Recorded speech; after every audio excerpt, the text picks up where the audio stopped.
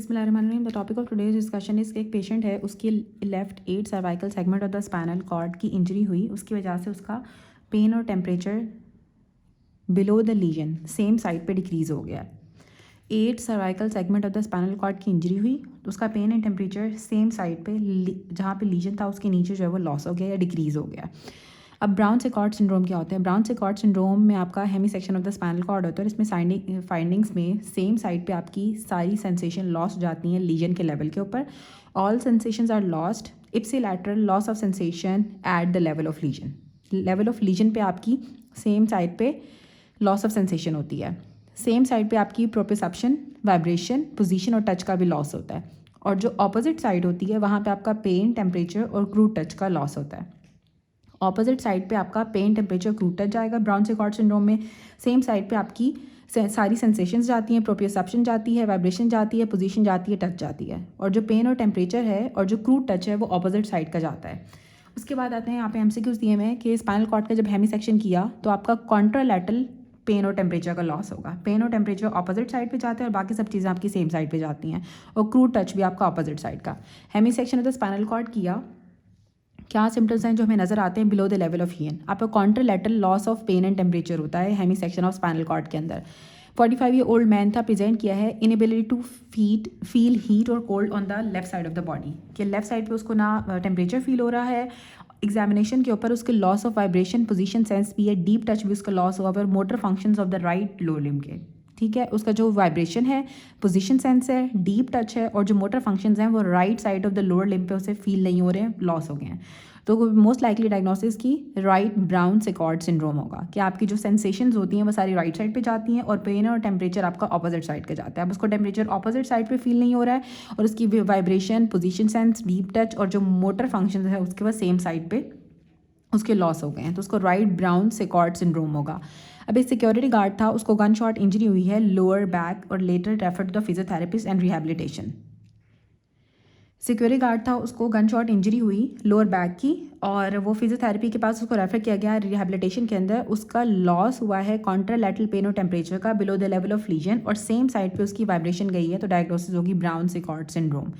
Opposite side पे आपका pen और टेम्परेचर का लॉस होता है और सेम साइड पे आपकी सेंस ऑफ वाइब्रेशन, आपका पोजीशन और प्रोप्रियोसेप्शन और टच जाता है। उसके बाद hemisection of the spinal cord with the total spinal section differentiated by spinal shock. जो हेमी सेक्शन होता है ना स्पाइनल कॉर्ड का और जो टोटल स्पाइनल कॉर्ड का सेक्शन होता है इसको हम डिफरेंशिएट करते हैं स्पाइनल शॉक से। कि जब आपकी पूरी की पूरी स्पाइनल कॉर्ड का सेक्शन होता है तो आपको स्पाइनल शॉक में पेशेंट चला जाता है। Right sided touch while the left sided temperature and pain loss right hemisection के अंदर होगा। अगर आपका राइट साइड का हेमी सेक्शन है तो टच उस सेम साइड का जाएगा और पेन और टेम्परेचर आपका ऑपोजिट साइड का जाता है, जैसे कि ब्राउन सेकॉर्ड सिंड्रोम में जाता है। Below hemisection of spinal cord ipsilateral loss होता है, upper motor neuron type paralysis होती है। कि जब आपका हेमी सेक्शन होता है स्पाइनल कॉर्ड का उसके सेम साइड पे आपकी upper motor neuron same side पे लॉस होगा और अपर मोटर न्यूरॉन टाइप की पैरालिसिस होगी। सेम साइड पे upper motor neuron type paralysis होती है जब आपका hemisection of the spinal cord होगा। कि आपकी अपर मोटर न्यूरॉन पैरालिसिस होती है लेकिन वो सेम साइड पे ही होती है। अब नेक्स्ट दिया हुआ है कि below hemisection of spinal cord आपकी इप्सिलैटरल लॉस होता है, अपर मोटर न्यूरॉन टाइप की पैरालिसिस होगी। उसके बाद mid thoracic hemisection of the spinal cord है। मिड थोरेसिक लेवल के ऊपर आपका स्पाइनल कॉर्ड का हेमी सेक्शन हुआ तो आपको स्पैस्टिक पैरालिसिस होती है और पॉजिटिव आपका बेबिन्स की साइन आता है। स्पैस्टिक पैरालिसिस, पॉजिटिव बेबिन की साइन दोनों आपके अपर मोटर न्यूरॉन टाइप की पैरालिसिस के में होते हैं। तो जब भी आपका हेमी सेक्शन होता है स्पाइनल कॉर्ड का तो उससे नीचे आपको अपर मोटर न्यूरॉन टाइप की पैरालिसिस होगी जिसमें आपको स्पैस्टिक पैरालिसिस हो सकती है और आपका बेबिन्स्की साइन भी पॉजिटिव होता है। अब राइट लोअर लिम्ब की पैरालिसिस थी with loss of pen eight T9। Lower limb उसका पैरालाइज हो गया है, पेन उसका लॉस हो गया T9 के लेवल के ऊपर राइट साइड पे और लॉस ऑफ वाइब्रेशन है T8 के लेवल के ऊपर। Bilateral reflexes are normal, bilateral reflexes उसके ठीक है। डायग्नोसिस क्या होगा? Lesion of the spinothalamic tract at T8। Spinothalamic tract का लीजन होगा जिसकी वजह से उसका पेन का लॉस हो गया और लॉस ऑफ वाइब्रेशन हो गई है। हमने पढ़ा था कि जो आपका लैटरल स्पाइनोथैलेमिक ट्रैक होता है वो आपका पेन और टेम्परेचर लेके जाता है और जो आपका एंटीरियर स्पाइनोथैलेमिक ट्रैक था वो आपकी क्रूड टच और क्रूड प्रेशर को लेके जा रहा था। तो जब उसका लॉस ऑफ पेन हो रहा है T9 के लेवल के ऊपर और लॉस ऑफ वाइब्रेशन हो रही है T8 के लेवल के ऊपर और रिफ्लेक्सेस उसके नॉर्मल है तो उसका लीजन होगा स्पाइनोथैलेमिक ट्रैक में T8 के लेवल पे। अगर तो ऑपोजिट साइड्स का पेन और टेम्परेचर का लॉस हुआ है, ठीक है, और सेम साइड पे उसकी प्रोप्रियोसेप्शन का लॉस हो गया है बिलो T8 और बायलैटरल रिफ्लेक्सेस उसके नॉर्मल हैं, तो लीजन स्पाइनोथैलेमिक ट्रैक्ट का T8 के लेवल पे होगा। अब एक पेशेंट है प्रेजेंट किया है, उसको hemisection of spinal cord था मिड थोरेसिक लेवल के ऊपर। क्या चेंजेस आएंगे, what changes regarding the upper motor neuron हमें नजर आते हैं कि उसकी मसल टोन ज़्यादा हो जाती है और उसको हाइपर रिफ्लेक्सिया हो जाता है इप्सिलैटरली। सेम साइड पे उसका हाइपर रिफ्लेक्सिया होगा, रिफ्लेक्सेस उसके एग्जैजरेट कर जाएंगे और उसकी मसल टोन ज़्यादा हो जाती है। ये इस तरह से भी आता है डिफरेंट ऑप्शंस में कि एक बॉय था, उसका हेमी सेक्शन हुआ मिड थोरेसिक लेवल के ऊपर, अपर मोटर न्यूरॉन की इंजरी सस्पेक्टेड है, ठीक है।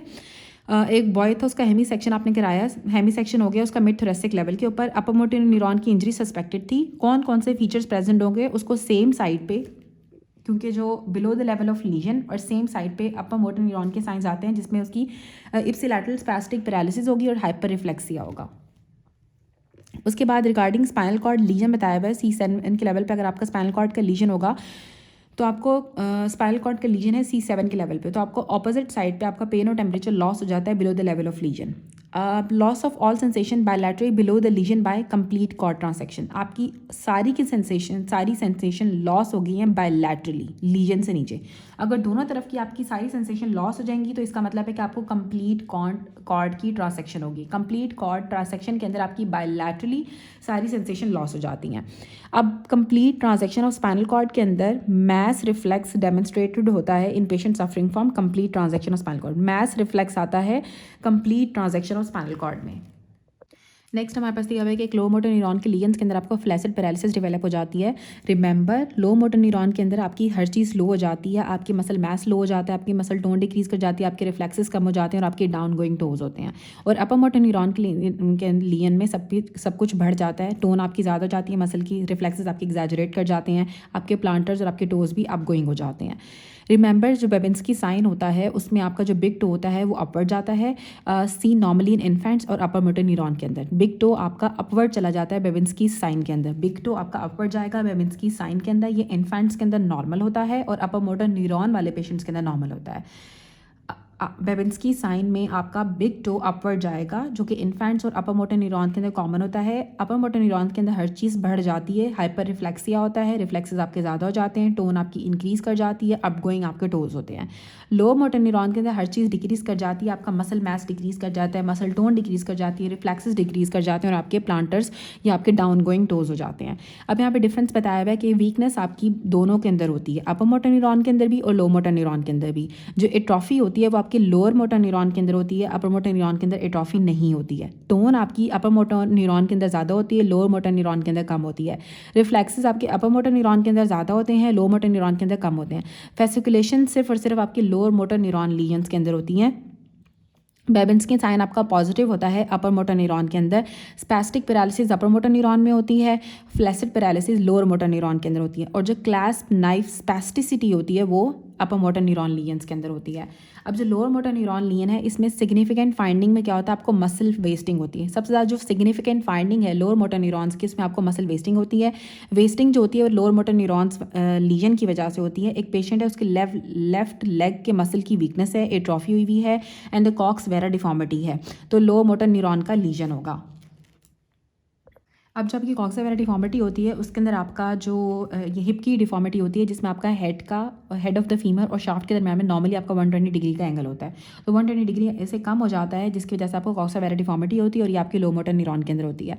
अब एक पर्सन आया है जिसको वीकनेस है लोअर लेग की और उसके रिफ्लेक्सेस भी डिक्रीज हुए हुए हैं, तो लीजन उसको क्या होगा, लोअर मोटर न्यूरॉन लीजन होगा। रिफ्लेक्सेस भी कम हो गए हैं और उसकी वीकनेस भी है।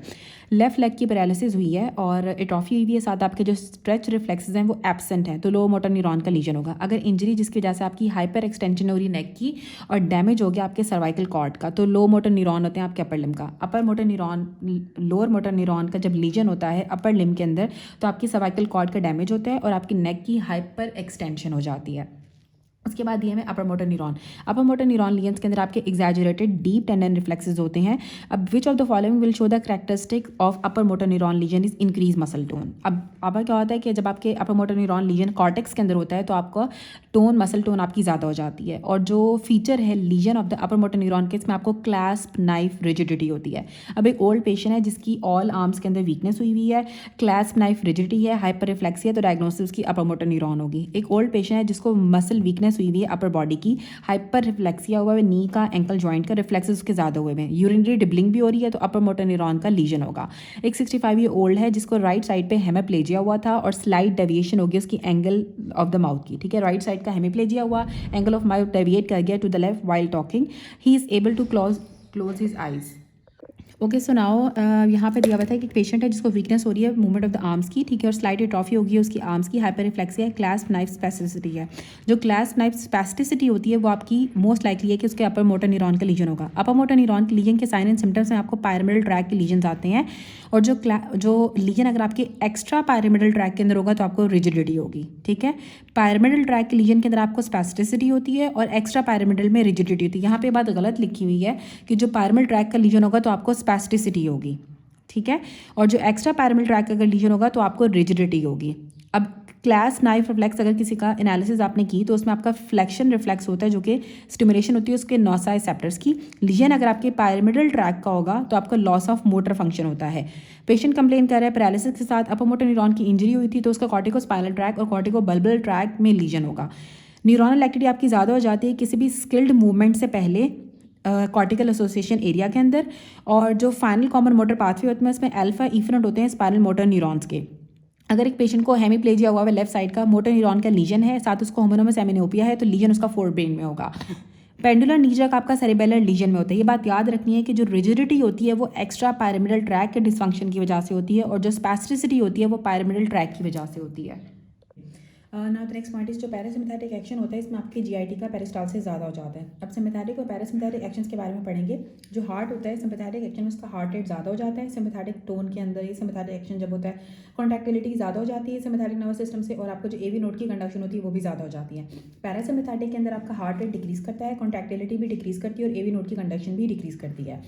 वैस्कुलर स्मूथ मसल के ऊपर सिम्पैथेटिक आपकी ब्लड वेसल को कॉन्स्ट्रिक्ट करता है स्किन के अंदर, और सिम्प्लैटिंग डायलेट करता है ब्लड वेसल्स को स्केलेटन मसल्स के अंदर। स्केलेटन मसल्स के अंदर सिम्पैथेटिक नर्वस सिस्टम के अंदर आपकी ब्लड वेसल्स डायलेट करती हैं। स्केलेटन मसल्स में आपकी ब्लड वेसल्स डायलेट करेंगी और आपकी स्किन के अंदर ब्लड वेसल्स को कॉन्स्ट्रिक्ट करता है जो सिम्पैथेटिक नर्वस सिस्टम होता है। अब जो गैस्ट्रो इंटेस्टाइनल ट्रैक के अंदर होता है मोटिलिटी को कम करता है और आपके स्फिंक्टर को कॉन्स्ट्रिक्ट करता है। पैरासिम्पैथेटिक आपकी मोटिलिटी को ज़्यादा करता है और आपके स्फिंक्टर्स को रिलैक्स करता है, इसी वजह से आपकी पेरिस्टाल्सिस ज़्यादा हो जाती है पैरासिम्पैथेटिक एक्शन में। ब्रोंक्यूल्स डायलेट होते हैं सिम्पैथेटिक एक्शन में, और ब्रोंक्यूल्स आपके कॉन्स्ट्रिक्ट कर जाते हैं। ब्रोंक्यूलर स्मूथ मसल कॉन्स्ट्रिक्ट करता है पैरासिम्पैथेटिक में। मेल सेक्स ऑर्गन्स में इजैकुलेशन होती है सिम्पैथेटिक में और इरेक्शन होती है पैरासिम्पैथेटिक में। अब जो ब्लैडर होता है इसमें रिलैक्स होता है ब्लैडर और स्फिंक्टर कॉन्स्ट्रिक्ट करते हैं। स्फिंक्टर आपके कॉन्स्ट्रिक्ट करेंगे सिम्पैथेटिक टोन के अंदर और आपका ब्लैडर रिलैक्स कर जाता है, और जो पैरासिम्पैथेटिक में आपका ब्लैडर कॉन्ट्रैक्ट करता है और स्फिंक्टर रिलैक्स करते हैं। इसलिए आपको वॉइडिंग ऑफ यूरिन जो होती है वो पैरासिम्पैथेटिक एक्शन होगा कि आपका ब्लैडर कॉन्ट्रैक्ट करता है और आपका जो स्फिंक्टर होता है वो रिलैक्स करता है। स्वेट ग्लैंड्स में सिम्पैथेटिक आपकी स्वेटिंग को ज़्यादा कर देता है। आइज़ के अंदर डायलेट करता है, मिडरेसिस कराता है, फार विजन कराता है। सिम्पैथेटिक फार विजन कराता है, डायलेट करता है प्यूपिल को, और जो पैरासिम्पैथेटिक होता है वो नियर विजन कराता है, आपकी कॉन्स्ट्रिक्ट करता है प्यूपिल को, मियोसिस कराता है। किडनी के अंदर रेनिन की सिक्रीशन ज़्यादा होती है सिम्पैथेटिक सिस्टम के, और जो फैट सेल की लाइपोलाइसिस होती है सिम्पैथेटिक एक्शन से। सिम्पैथेटिक एक्शन से आपकी फैट सेल्स की लाइपोलाइसिस होती है। अब एक पेशेंट है जिसका एक्सीडेंट हुआ था सर्वाइकल रीजन के ऊपर leading to the damage to the cervical ganglion. What will be the affected? Same side के प्यूपिल कॉन्स्ट्रिक्ट होंगे। अगर तो सर्वाइकल गैंग्लियन डैमेज हो जाएगा तो आपके सेम साइड के प्यूपिल आपके कॉन्स्ट्रिक्ट कर जाते हैं। सेम साइड के प्यूपिल आपके कॉन्स्ट्रिक्ट कर जाएंगे अगर तो आपका सर्वाइकल गैंग्लियन डैमेज होगा। अब सर्वाइकल सिम्पैथेटिक चेन डैमेज हुई है तो आपको मियोसिस होती है अफेक्टेड साइड में। हमने पढ़ा था कि जब आपकी सिम्पैथेटिक चेन डैमेज हो जाएगी तो आपको मियोसिस हो जाएगी, क्योंकि जो सिम्पैथेटिक थे वो आपके प्यूपिल को डायलेट करती है। तो पैरासिम्पैथेटिक आपको डोमिनेट कर जाएगा और सिम्पैथेटिक के डैमेज होने से मियोसिस होती है। ये मियोसिस ये वाली मियोसिस नहीं है, ये वाली MIO वाली है, ये गलत यहाँ पे लिखा हुआ है। Role of the sympathetic nervous system via the alpha nerve is pupillary dilation. Sympathetic nerves क्या करती हैं? अल्फा नर्व्स के थ्रू आपके प्यूपिल को डायलेट करती हैं। सिम्पैथेटिक नर्वस सिस्टम आपके प्यूपिल को डायलेट करता है। जो सिम्पैथेटिक कॉलिनर्जिक स्टिमुलेशन होती है वो आपकी स्केलेटन मसल्स के अंदर वेजो डायलेशन कराती है।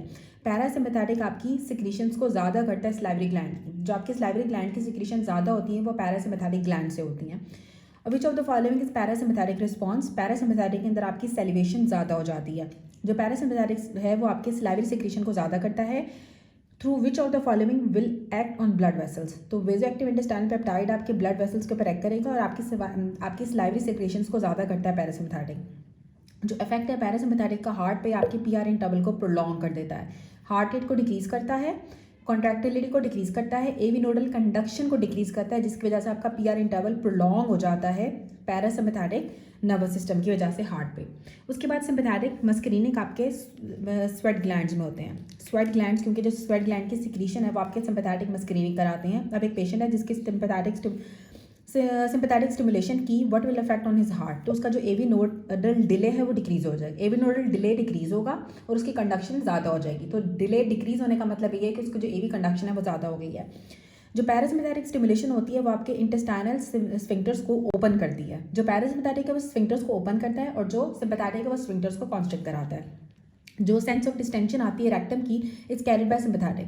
पैरासिम्पैथेटिक से आपको रेक्टम की सेंस ऑफ डिस्टेंशन आती है। जो आपकी रेक्टम है वो डिस्टेंड कर रही है, ये आपको फीलिंग जो है वो पैरासिम्पैथेटिक से आती है।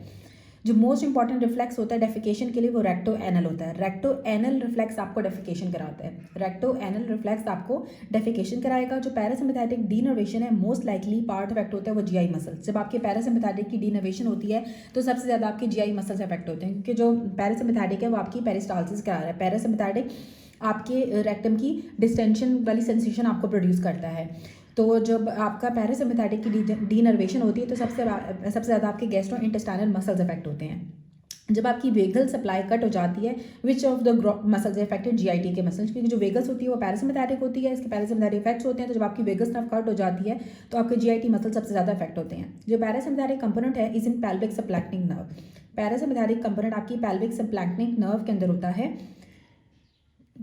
Regarding parasympathetic system, pelvic splanchnic nerves जो होती हैं ना वो आपकी पैरासिम्पैथेटिक होती हैं। पैल्विक सबक्लैंक्टिक नर्व्स आपकी पैरासिम्पैथेटिक होती हैं। पैरासिम्पैथेटिक कट डाउन हुआ which organ most likely affected GIT muscle. जब आपके पैरासिम्पैथेटिक का कट डाउन होता है तो आपके जीआईटी के मसल सबसे ज़्यादा अफेक्ट होते हैं। रेनिन की रिलीज का जो स्टिमुलस होता है वो सिम्पैथेटिक स्टिमुलेशन होती है। सिम्पैथेटिक स्टिमुलेशन आपकी रेनिन की रिलीज कराती है। उसके बाद न्यूरोमस्कुलर जंक्शन जो है कार्डियो मसल्स की supplied by the sympathetic and the parasympathetic nerves R post ganglionic. जो न्यूरोमस्कुलर जंक्शन है आपके हार्ट के मसल्स की जिसको सिम्पैथेटिक और पैरासिम्पैथेटिक नर्व्स दोनों सप्लाई करती हैं वो आपकी पोस्ट गैंग्लियोनिक होती हैं। सिम्पैथेटिक सिस्टम एक्ट करता है आपके पाइलोरस के स्फिंक्टर के ऊपर। सिम्पैथेटिक सिस्टम पाइलोरिक स्फिंक्टर के ऊपर एक्ट करता है। During sexual excitement the female fluids are secreted by vaginal wall mainly due to parasympathetic stimulation. Parasympathetic stimulation की वजह से फीमेल के अंदर फ्लूइड रिलीज होता है फ्रॉम द वेजाइनल वॉल। जब आपके रेक्टम की डिस्टेंशन होती है इस कॉज बाय पैरासिम्पैथेटिक। पैरासिम्पैथेटिक से आपकी रेक्टम डिस्टेंड कर जाती है और जो हमने पहले भी पढ़ा था कि जो रेक्टम की जो फुलनेस वाली जो सेंसेशन होती है कि आपकी रेक्टम डिस्टेंड कर गई है ये भी आपको पैरासिम्पैथेटिक से आती है। जो रेक्टम डिस्टेंड करती है वो भी पैरासिम्पैथेटिक की वजह से करती है। सिम्पैथेटिक फाइबर्स आपके हर स्पाइनल नर्व के अंदर होते हैं। Each spinal nerve contain sympathetic fibres. Sympathetic through alpha adrenergic आपके radial muscles of the iris को कंट्रोल करती हैं। अल्फा एडनर्जिक के थ्रू आपके radial muscles of the iris को कंट्रोल करती हैं सिम्पैथेटिक। नेक्स्ट यहाँ पे दिया हुआ है कि जो लैक्रिमल ग्लैंड होता है उसको पैरासिम्पैथेटिक सप्लाई आती है टिरिगो पैलेटाइन गैंग्लियन से, जो कि रिसीव करता है pre ganglionic fibres from greater petrosal nerve. Greater petrosal nerve आपकी प्री गैंग्लियोनिक फाइबर्स प्रोवाइड करती है टिरिगो पैलेटाइन गैंग्लियन को। और जो लैक्रिमल ग्लैंड की जो पैरासिम्पैथेटिक होती है वो टिरिगो पैलेटाइन गैंग्लियन से आती है, जो कि रिसीव करता है प्री गैंग्लियोनिक फाइबर्स को ग्रेटर पेट्रोसल नर्व से। जो प्री गैंग्लियोनिक पैरासिम्पैथेटिक सेरिकिटोमोटर फाइबर्स होते हैं वो ग्रेटर पेट्रोसल नर्व से आते हैं और जो पोस्ट गैंग्लियोनिक सिम्पैथेटिक फाइबर्स होते हैं वो डीप पेट्रोसल नर्व से आते हैं। ग्रेटर पेट्रोसल नर्व आपको प्री गैंग्लियोनिक पैरासिम्पैथेटिक फाइबर्स देती है टिरिगो पैलेटाइन गैंग्लियन के, और जो आपके पोस्ट गैंग्लियोनिक सिम्पैथेटिक फाइबर्स होते हैं वो आपके डीप पेट्रोसल नर्व से जाते हैं। अब एक अडल्ट रेस्टिंग मेल है, उसका हार्ट रेट 160 है जो कि बहुत ज़्यादा वो है। बीपी उसका स्लाइटली रेज्ड है 130/90 है। सीवीपी सेंट्रल वीनस प्रेशर उसका 8 है, तो सिम्पैथेटिक ओवर एक्टिविटी होगी, क्योंकि सिम्पैथेटिक ओवर एक्टिविटी की वजह से उसका हार्ट रेट ज़्यादा हुआ है। अब एक यंग पेशेंट है जिसका ब्लड प्रेशर 150/95 है, ब्लड प्रेशर ज़्यादा हुआ है, रेनिन की रिलीज हाई हुई है, नॉर्मल रेनिन भी ज़्यादा हुआ है। Which of the following the stimulus for the increase release of renin. तो जो सिम्पैथेटिक एक्टिवेशन होती है विया द रीनल नर्व्स आपके रेनिन के सिक्रीशन को ज़्यादा कर देती है। इजैकुलेशन सिम्पैथेटिक होती है और जो इरेक्शन होती है वो पैरासिम्पैथेटिक होती है। रिमेंबर, अगर तो पुटेंशियल लव ऑफर में होगा तो फिर आपने पुटेंशियल लव को सिलेक्ट करना है। तो बेसिकली जो इजैकुलेशन है वो पुटेंशियल नर्व से होती है, और अगर पुटेंशियल लव नहीं दिया हुआ तो फिर आपने सिम्पैथेटिक में लेना है इजैकुलेशन को। उसके बाद जो अल्फा एडनर्जिक की वजह से आपको मिड्रिएसिस होती है। अल्फा एडनर्जिक आपके प्यूपल्स को डायलेट करता है। अल्फा एडनर्जिक पीपल्स को डायलेट करता है। हमने पहले भी पढ़ा था कि सिम्पथेटिक आपके अल्फा एडनर्जिक से आपके muscle of iris, radial muscle of iris को कंट्रोल करता है और आपके मिड्रिएसिस कराता है। अल्फा स्टिमुलेशन सिम्पथेटिक होती है, आपके पीपल्स को डायलेट करती है, मिड्रिएसिस कराती है। जो पैरासिम्पथेटिक एक्शन होता है वो आपके पीपल को कॉन्स्ट्रिक्ट करता है, मियोसिस कराता है। अब एक पेशेंट था, उसका रोड ट्रैफिक एक्सीडेंट हुआ, उसके सर्वाइकल सिम्पथेटिक चेन डैमेज हो गई है। तो उसको क्या होगी, जब सर्वाइकल डैमेज हो जाएगी तो उसके पीपल डायलेट नहीं हो सकेंगे, तो उसको मियोसिस हो जाएगी। इप्सिलैटरल मियोसिस हो जाएगी, सेम साइड पे मियोसिस हो जाती है जब सर्वाइकल सिम्पथेटिक चेन जाती है। रोड ट्रैफिक एक्सीडेंट है, उसका सर्वाइकल सिम्पथेटिक चेन की इंजरी हुई है, तो क्या होगा, कॉन्स्ट्रिक्शन ऑफ प्यूपिल हो जाएगी सेम साइड पे। Role of sympathetic nervous system via the alpha nerves is pupillary dilation. Sympathetic nervous system आपके अल्फा नर्व्स के थ्रू प्यूपिल्स की डायलेशन कराता है। पैरासिम्पथेटिक प्यूपिल के साइज को डिक्रीज करता है, मियोसिस कराता है। Which of the following help in dilation of the प्यूपिल in sympathetic stimulation. Alpha receptors आपके प्यूपिल को डायलेट करते हैं सिम्पथेटिक स्टिमुलेशन में। अब नेक्स्ट यहाँ पे एक पेशेंट है, ओपीडी के अंदर आया, जिसको हॉरिजॉन्टल डिप्लोपिया है, मिड्रिएसिस है, पीपल डायलेट हुए हैं, साथ उसकी टोसिस हुई है, एनाइसोकोरिया है और नर्व इन्वॉल्व होगी, दैट इज ऑक्यूलोमोटर नर्व, जो कि थर्ड नर्व होती है। अगर तो हमारे पास टोसिस के साथ पीपल डायलेट है तो that is third nerve palsy. और अगर टोसिस के साथ अगर आपका पीपल कॉन्स्ट्रिक्ट हुआ है तो आपको हॉर्नर सिंड्रोम होगा।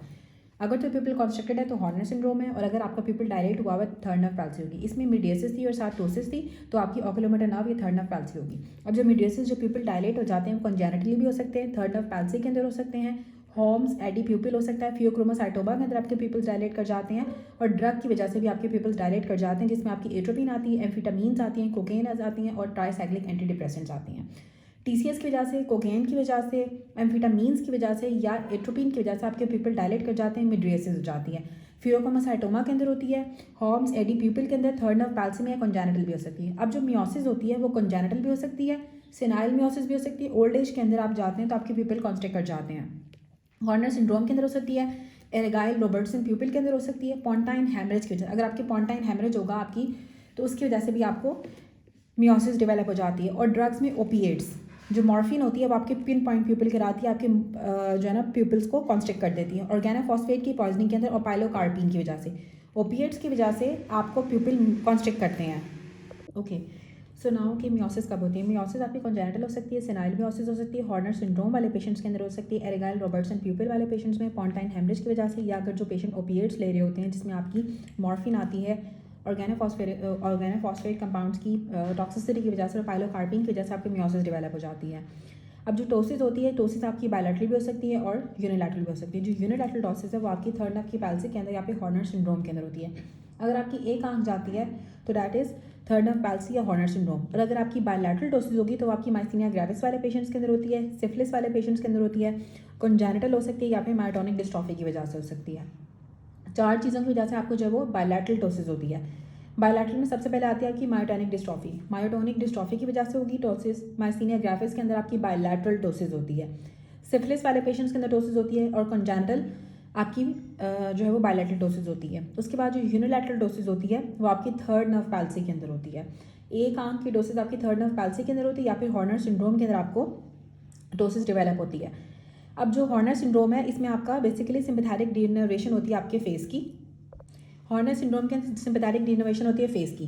सिम्पैथेटिक डीनर्वेशन के अंदर सबसे पहले क्या होगी, टोसिस डेवलप हो जाती है जिसमें आपका जो आईलिड होता है वो स्लाइटली ड्रूप कर जाता है सुपीरियर टार्सल मसल की वजह से।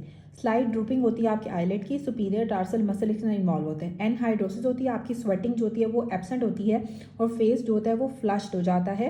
Affected side of the face आपकी रेड हो जाती है, फ्लश्ड हो जाती है। एनहाइड्रोसिस होती है हॉर्नर सिंड्रोम में। और साथ आपको मियोसिस होती है, दैट इज प्यूपिल कॉन्स्ट्रिक्ट कर जाता है। तो इसका पैम निमोनिक है, पैम इज हॉर्नी। तो हॉर्नर सिंड्रोम के अंदर पैम होता है, प्यूपिल के अंदर टोसिस। ठीक है, सबसे पहले टोसिस होगी, एनहाइड्रोसिस होगी, ए से और एम से आ जाती है मियोसिस। टोसिस, एनहाइड्रोसिस, मियोसिस आपकी हॉर्नर सिंड्रोम के अंदर होती है। इसमें आपका जो स्पाइनल कॉर्ड के ऊपर लीजन होता है T1 से अबव होता है। फॉर एग्जांपल जो ब्राउन सिकॉर्ड सिंड्रोम है और जो लेट स्टेज श्रिंगोमेलिया होता है या पैनकॉस्ट ट्यूमर्स के अंदर, और any interruption result in Horner syndrome. कोई भी अगर इंटरप्शन होगी तो उसके साथ आपको हॉर्नर सिंड्रोम डेवलप हो सकता है। और ये जो T1 से अबव लीजन होते हैं उनके साथ हॉर्नर सिंड्रोम एसोसिएटेड होता है, जिसमें आपका ब्राउन सिकॉर्ड सिंड्रोम हो सकता है, लेट स्टेज का आपको श्रिंगोमेलिया हो सकता है या फिर पैनकॉस्ट ट्यूमर्स के अंदर। अब इसके एमसीक्यूज दिए हुए, एक 15 ईयर ओल्ड गर्ल थी जिसके फिक्स डायलेटेड प्यूपल्स हैं, तो लीजन आपका ऑक्यूलोमोटर नर्व का होगा। जब आपके प्यूपल डायलेटेड होते हैं तो आपका ऑक्यूलोमोटर नर्व का या थर्ड नर्व का लीजन होता है। अब एक डायबिटिक पेशेंट है जिसको राइट साइड पे डोसिस है और प्यूपल का साइज स्मॉल हुआ है। अगर तो मियोसिस होगी, आपकी प्यूपल का साइज छोटा होगा तो हॉर्नर सिंड्रोम होगा। सिफिलिस का पेशेंट था। सिफिलिस के बाद पेशेंट का जो प्यूपिल है वो लाइट पे कॉन्स्ट्रिक्ट करता है विद इंटैक्ट अकोमोडेशन उसकी ठीक है, लेकिन जब आप लाइट डालते हो तो प्यूपिल आपका कॉन्स्ट्रिक्ट नहीं करता है। दैट इज और एरगाइड रॉबर्टसन प्यूपिल। एरगाइड रॉबर्टसन प्यूपिल जब आप लाइट डालते हो नॉर्मली तो कॉन्स्ट्रिक्ट करते हैं, लेकिन एरगाइड रॉबर्टसन प्यूपिल के अंदर आपका प्यूपिल कॉन्स्ट्रिक्ट नहीं करता है लाइट के स्टिमुलस पे, और साथ आपकी एकोमोडेशन बिल्कुल ठीक होती है। पिन पॉइंट प्यूपिल और रिस्पायरेटरी डिप्रेशन का सिनेरियो था, तो ड्रग उसने कौन सी ली है? मॉर्फिन। मॉर्फिन की वजह से रिस्पायरेटरी डिप्रेशन भी होता है और आपका पिन पॉइंट प्यूपिल हो जाता है। अब एक ड्रग था जो कि ड्रग उसने ओवरडोज में ली है, उसके कुछ मिनट के बाद उसको पिन पॉइंट प्यूपिल डेवलप हो गया, रिस्पायरेटरी डिप्रेशन और सेमी कोमाटोस स्टेट के अंदर है, तो ड्रग आपकी मॉर्फिन होगी। मॉर्फिन का साइड इफेक्ट ये होता है कि आपको मियोसिस कराती है, आपके प्यूपिल को कॉन्स्ट्रिक्ट कर देती है और साथ आपके हार्ट रेट को स्लो कर देती है और रिस्पायरेटरी डिप्रेशन भी कराती है। उसके बाद हम फाइबर्स के बारे में पढ़ेंगे। जो फास्ट पेन फाइबर होता है that is a delta fibre. A delta fibre आपका फास्ट पेन फाइबर होता है। जनरल फाइबर्स आपके ए बी सी होते हैं। जो ए बी फाइबर्स होते हैं वो माइलिनेटेड होते हैं और फास्ट होते हैं, और जो सी फाइबर होता है वो अनमाइलिनेटेड होता है और स्लो होता है। जो चीज़ माइलिनेटेड होती है ना वो हमेशा फास्ट होती है। तो जो ए बी फाइबर्स होते हैं वो माइलिनेटेड होते हैं और फास्ट फाइबर्स होते हैं, और जो सी फाइबर है वो अनमाइलिनेटेड और स्लो होता है, और जो ए डेल्टा फाइबर है वो फास्ट पेन फाइबर होता है। जो ग्रुप ए है वो फर्दर डिवाइडेड होता है अल्फा, बीटा, गैमा और डेल्टा के अंदर। अब जो ए फाइबर्स हैं फर्दर डिवाइडेड होते हैं ए अल्फा, ए बीटा, ए गैमा, ए डेल्टा में। जब हम ए टू सी जाते हैं जो डायमीटर वेलोसिटी होती है वो डिक्रीज कर जाती है। डायमीटर और वेलोसिटी दोनों चीज़ें डिक्रीज करते हैं जब हम ए से सी की तरफ आते हैं। अब यहाँ पे शो किया हुआ है कि सबसे पहले आपका ए अल्फा फाइबर है, ए बीटा होता है, ए गैमा होता है, ए डेल्टा होता है, फिर बी और सी फाइबर्स होते हैं। अब जो ए अल्फा फाइबर होता है इसकी जो सेंसरी फाइबर की टाइप होती है 1A होती है।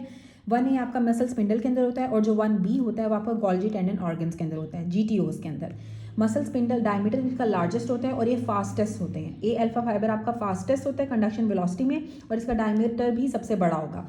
जो ए बीटा होता है इसकी सेंसरी फाइबर टाइप 2 होती है, और ये टच और प्रेशर के लिए होता है, और इसकी डायमीटर मीडियम होता है और इसकी कंडक्शन वेलोसिटी भी मीडियम होती है। जो ए गैमा फाइबर्स है वो इंट्राफ्यूजल फाइबर्स होते हैं, और जो ए डेल्टा फाइबर्स हैं इसके अंदर टाइप 3 सेंसरी फाइबर टाइप होती है।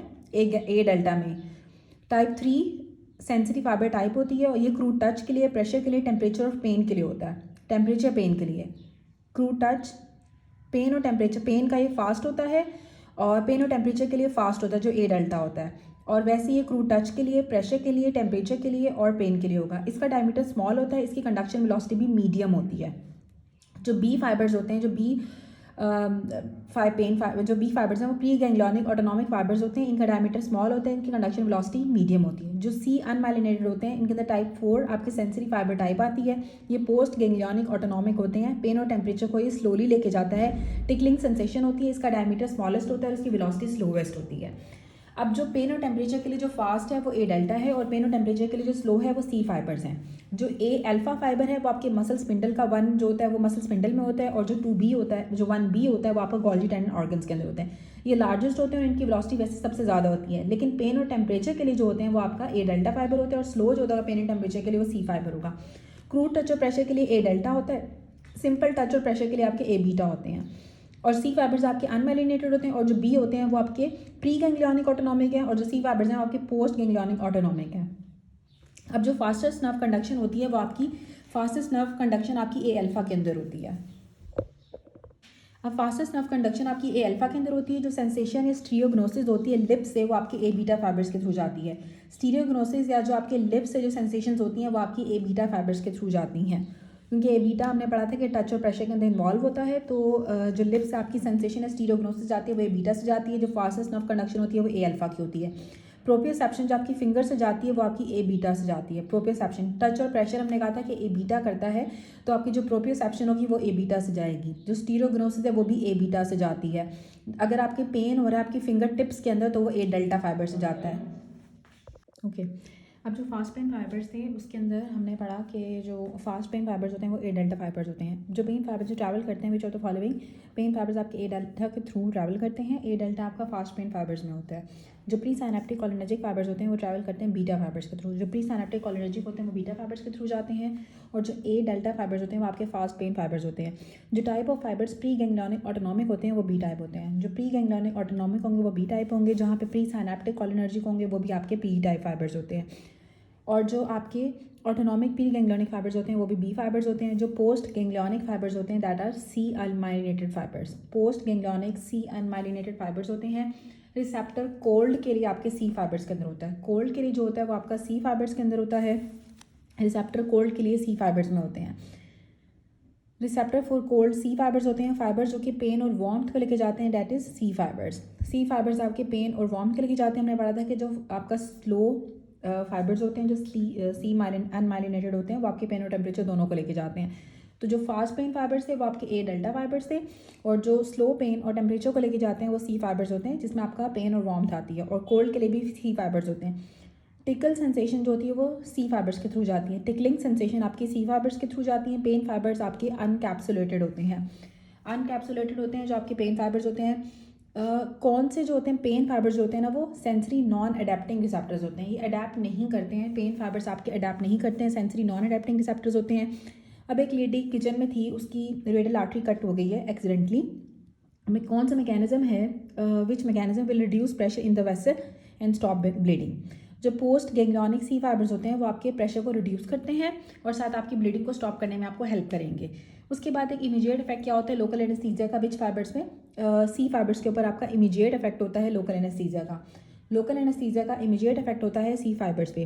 Remember the sequence, beta fibres, C fibres, A delta fibres, in the last A alpha fibres. ठीक है, तो जो ब्लॉकेज होती है क्लिनिकल एनेस्थीसिया की मैनेजमेंट में और जो मैनेजमेंट ऑफ पेन करते हैं, सबसे पहले आपके बीटा फाइबर्स होते हैं, सेकंड पे आपके सी फाइबर्स, 3 पे आपके ए डेल्टा फाइबर्स और लास्ट पे आपके ए अल्फा फाइबर्स।